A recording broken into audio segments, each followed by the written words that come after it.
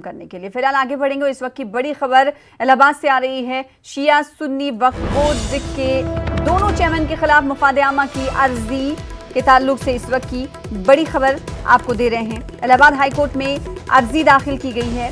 ये अर्जी यूपी शिया सुन्नी वक्फ बोर्ड के दोनों चेयरमैन के खिलाफ मफाद आमा की अर्जी दाखिल की गई है। सुन्नी सेंट्रल वक्फ बोर्ड के चेयरमैन जुफर अहमद फारूकी को हटाने का मुतालबा किया गया है। वहीं वसीम रिजवी की मुद्दत कार में तोसी ना करने की अपील की गई है। सीबीआई इंक्वायरी जल्द मुकम्मल करने की दरखास्त की गई है। मामले की समाअत 30 सितंबर को होगी। इस वक्त की बड़ी खबर आपको इलाहाबाद से दे रहे हैं। यूपी शिया सुन्नी वक्फ बोर्ड के दोनों चेयरमैन के खिलाफ मफाद आमा की अर्जी दाखिल की गई है। इलाहाबाद हाई कोर्ट में ये अर्जी दाखिल की गई है। इस मामले पर समाअत 30 सितंबर को होगी।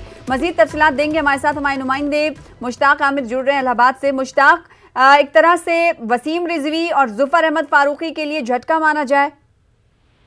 यकीनन सना, शिया वक्फ बोर्ड और सुन्नी सेंट्रल वक्फ बोर्ड के लिए ये जो अर्जी दाखिल की गई है आने वाले दिनों में एक बहुत बड़ा चैलेंज या बहुत बड़ी मुसीबत बन सकती है। जो मफाद आमा की दरखास्त दाखिल की गई है ज़मीर नकवी और जावेद मोहम्मद की तरफ से दाखिल की गई है और इसमें जो बात अहम कही गई है वो 3 बातें अहम है। नंबर 1 कि जो जुफर अहमद फारूकी को तौसी दी गई है, उनकी मुद्दत कार खत्म हो गई थी मार्च में, इसके बावजूद हुकूमत ने उनको तौसी दे दी है, एक्सटेंशन दे दिया है, उसके खिलाफ चैलेंज किया गया है कि जो इनको एक्सटेंशन दिया गया है, तौसी दी गई है, वो ज़ाब्ते की खिलाफ वर्जी है।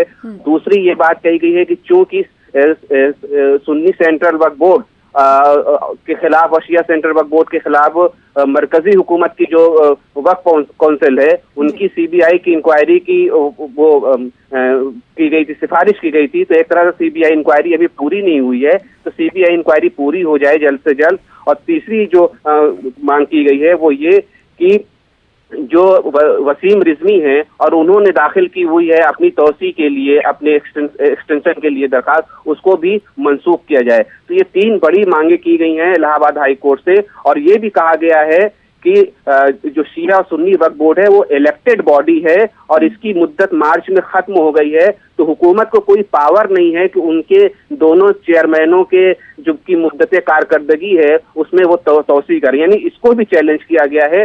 तो अब इस मामले की जो समाअत होगी वो 30 तारीख को होगी, 30 सितंबर को होगी। और इसको जो बहस कर रहे हैं सैयद फरमान अहमद नकवी, जो खुद भी वक्फ बोर्ड के मेंबर रह चुके हैं और वक्फ कवानीन के माहिर माने जाते हैं। तो आने वाले दिनों में सुन्नी सेंट्रल वक्फ बोर्ड के लिए और शिया वक्फ बोर्ड के लिए यानी वसीम रिजवी के लिए और जुफर फारूकी के लिए मुश्किल भरे दिन हो सकते हैं, क्योंकि इन दोनों की मुद्दत कारकर्दगी को चैलेंज कर दिया गया है।